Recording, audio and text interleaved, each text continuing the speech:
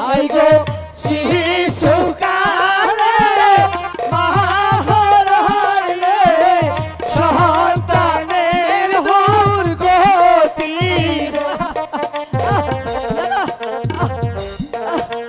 আপনার দুলাল আমার মন্দিরে প্রবেশ করেছিল কি জন্য আপনি জানেন? বলো। ওরা ওরা দুটি ভাই আমার কাছে চেয়েছে অগো ঠাকুর এ কথা আমি শুনতে পারলাম। অগো ঠাকুর এ কথা শোনার আগে আকাশটা ফেটে চৌচির হলো না কেন, বজ্রপাত হলো না কেন? অগো দেবী এ কথা শুনলে 10 মাসের সন্তান ভূমিষ্ঠ হয়ে দুধপান ছেড়ে দিবে। তুমি তো মা। মহারাজ আমি জানি, মহারাজ আমি জানি আপনি যে পুত্র শোকে অন্ধ হয়ে গেছেন। ঠিক আছে, তোমার কথা যদি সত্য হয় আমি আপনি দোলালে কি এমন বিচার করব যা দেখি আমার রাজ্যের সকলে প্রজাগণ শিউরে উঠবে। বীর কাসেম আপনি দোলালেকে আমার প্রাসাদে পাঠিয়ে দাও। আমাদের কেন স্মরণ করেছেন আব্বা? আপন বলুন পিতা। দোলাল পিতা, তোমাদেরকে পাঠিয়েছিলাম শিক্ষা গুরুর কাছে লেখাপড়া করতে। তোমরা এমন শিক্ষাই পেয়েছো আজ যার জন্য আমার উঁচু মাথা নিচু হয়ে গেছে, যার জন্য আজ আমার কলঙ্কের পর্ষা মাথায় চাপিয়েছে। পিতা, আপন পিতা। দোলাল পিতা, সত্যি করে বলো তো, আমরা তো কিছুই বুঝতে তোমার পারছি না পিতা। ছোট মায়ের মন্দিরে গিয়ে তোমরা কি করেছো? তোমরা নাকি তোমার ছোট মায়ের ইজ্জতের প্রতি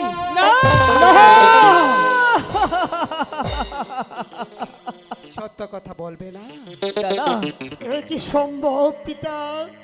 সন্তান হয়ে মায়ের মন্দিরে গিয়ে নাকি চেয়েছে প্রেম ভিক্ষে? এও কি সম্ভব? সম্ভব সম্ভব। সত্যি কথা না বললে আমি ধনপতি রাজ কিভাবে যে সত্য কথা বলাতে হয় সে শিক্ষা আমার আছে। বলো সত্য কিনা মিথ্যে?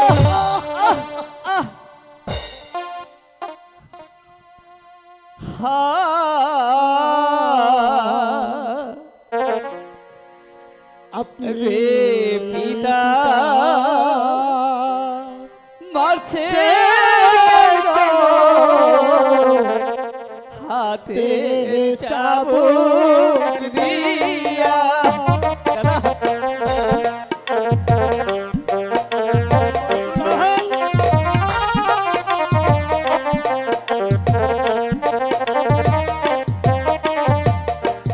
হাই গো আপনি পিতা আহার সেল পিতা আহাতে চাবুক নিয়া গো হাতে চাবুক দিয়া। দাদা, দাদা, রানী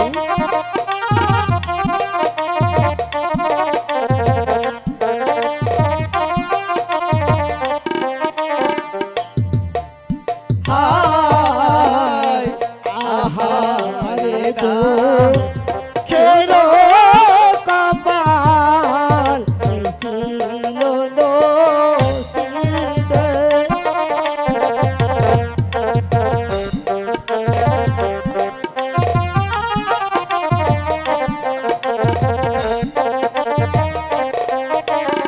আয় আহারে দা রুনো বিধি এসিল কপালে।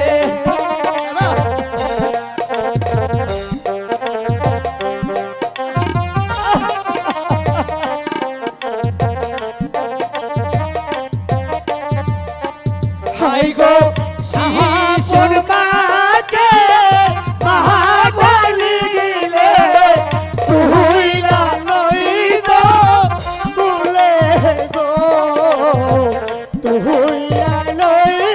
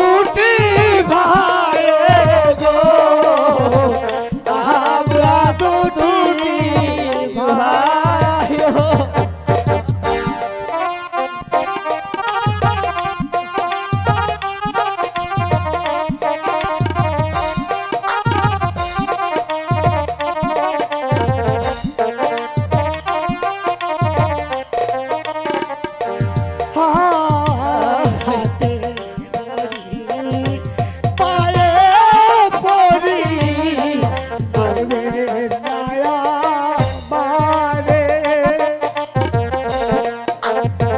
দাদা